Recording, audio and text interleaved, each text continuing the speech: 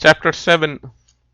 Namadarak Sharma had asked Siddha, Divine Master, please explain to me why the Lord who sported in a human form for the uplift of sadhus disappeared at Kuruvapura. Siddha replied, the Guru wanted to assume another mortal form and hence had left the old one. Now listen to that story. In a village on the banks of river Krishna, the wife of a Vedic Brahmin by name Ambika gave birth to a son. As ill luck would have had it, the boy happened to be a dullard and an idiot. When he grew to the age of 8, his father performed his sacred ceremony, Upanayana, and initiated him with the Gayatri mantra. As he was unable to utter the mantra properly, his father used to grow desperate and beat him. Then the Brahmin's wife used to intercede on her son's behalf, saying, "Oh, sir, he is a congenital idiot. He is a congenital idiot. We have nothing to gain by punishing him except regrets. If you beat him again, I shall jump into a well and end my life." The Brahmin realized his folly and kept quiet. In course of time, he passed away, leaving his wife and son to live by begging. All the villagers used to heckle the son, saying, "O son of a learned man, if you live in vain, you are not fit to live by sacred alms. It is better that you drown yourself in the river." Unable to stand the ridicule any longer, one day he made for the river to commit suicide, and his mother followed him with the same intent. Then Lord Sripada, who was at the moment bathing in the river, stopped him, saying, "O Brahmin, do not be hasty.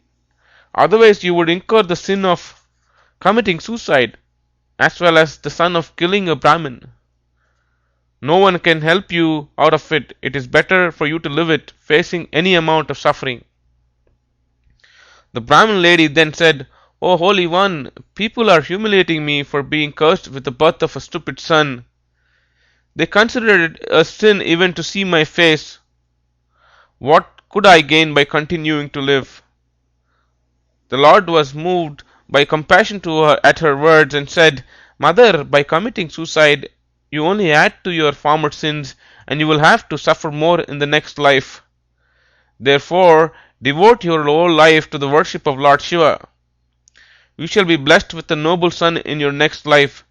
She said, "Sir, I shall do as you say, but tell me whether anyone has really benefited in the past by doing so." Lord Sripada replied, "Once a king by name Chandrasena ruled the country with Ujjain as his capital. His friend, one Manibhadra, obtained the Chintamani, or the wish-fulfilling gem, by the grace of Lord Shiva. Knowing how invaluable the gem was, several kings planned to grab it and invaded the country. Then King Chandrasena and his friend Manibhadra meditated on Lord Shiva and worshipped him at the proper hour. Seeing their Saturday worship, several urchins of the village gathered in front of their houses and commenced worshipping Shiva in a likely manner. They were so absorbed in worshipping the Shivalingas with bay leaves and flowers that their mothers had to drag them into their houses for lunch. One such cowherd boy opened his eyes in the middle of his meditation, and he was very sorry that his worship of Lord Shiva was interrupted by his mother. In order to expiate the sin of it, he was ready to commit suicide. Then the all-seeing Lord Parameshwara, Shiva, appeared before him and offered to grant him a boon as a reward for his intense devotion. But all that the boy asked for was that he should be pardoned for his sin. The Lord said, "My child, owing to your devotion, you shall attain my eternal proximity. Your mother, out of ignorance, has committed the folly. Still, as she had witnessed my worship, she shall have the good fortune of giving birth to the avatar of Lord Vishnu in her next life." So saying, Lord Shiva disappeared. The Shivlinga there was shining with a divine splendor. The kings who invaded the country saw that and realized that a pious soul the ruler of the country was. They realized how unholy it was to think of waging a war against such a one. Completely converted, they paid a friendly visit to his place, and all of them together proceeded to have a look at splendid Shivalinga. They were happy at its sight and honored the cowherd boy with plenty of wealth. The mother of that cowherd boy was later reborn as Yashoda of Puranic fame and came to be known as the mother of Lord Sri Krishna, the avatar of Lord Vishnu. You too shall obtain like merit by worshipping Lord Shiva. Then she asked, Lord, the fruits of worshipping Shiva you say, accrue to me in the next birth, but how shall I bear the remaining part of my present life? O merciful ones, bless me to be a happy mother. Melting with compassion at her petition, the Lord uttered the pranava, oh, and placed his hand on the head of her son by way of blessing.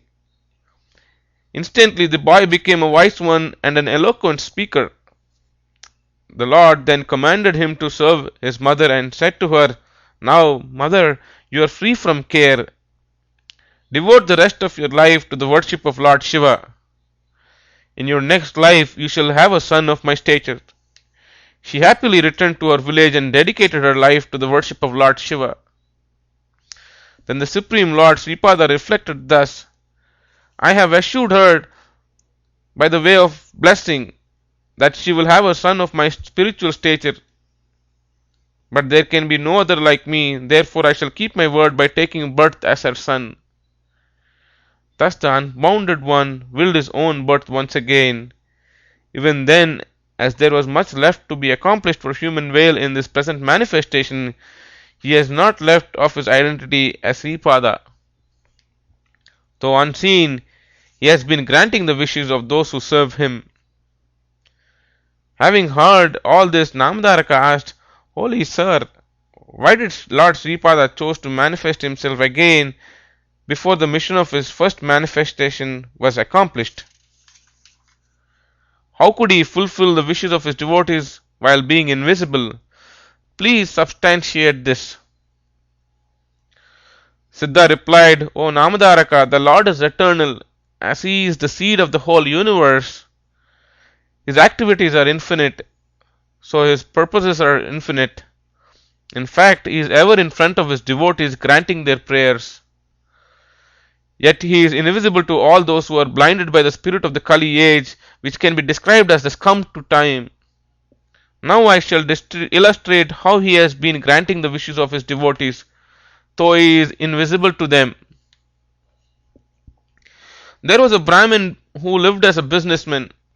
Being a devotee of Sripada Swami, he vowed to his Lord that he would feed several Brahmins if he prospered by the grace of the Lord. Accordingly, he earned a fortune. Promptly, he started for Kurupura to fulfill his vow. On the way, at sunset, a band of robbers joined him in the guise of pilgrims and at night killed him in a solitary place. Lord Sripada appeared there and killed the robbers with his trident. One of the band of robbers humbly submitted to him and said, As for myself, O Lord, I have not joined the Brahmin with any evil intent. Please consider this and do unto me what I deserve. The Lord told him to keep a watch on the Brahmin's body, joined the severed head to the trunk, and sprinkled it with holy ash and water. The Brahmin revived, but by the time he sat up like one awakened from sleep, Lord disappeared. He was frightened at the sight of the dead bodies of the robbers and learned of all that happened from his lone companion. He was very sorry that he was not blessed with the sight of Lord who saved his very life. Lord has taken so much trouble for my sake and granted his sight to the robbers, but not to me, who has been serving him for long. How unlucky am I! However, he gathered his belongings, proceeded to Kurupura, fed 4,000 Brahmins, and profusely honored them with gifts of money. Lord Sripada has performed many such divine acts in his subtle form. He can be seen by those who are pure of heart. He can even be seen by those who are pure of heart, even though he later manifested himself as Sri Nrsimha Saraswati. He has been manifesting his divine powers in his subtle form at Kurupura too. That village has become so holy by his eternal presence that those who live there gain the merit of performing all holy rites like the recitation of Veda, religious sacrifice, spiritual discipline, and charity. Even those who live elsewhere will win his grace by contemplating his divine name. Digambara Digambara Sripada Vallabha Digambara Digambara Digambara Avadhuta Chintana Digambara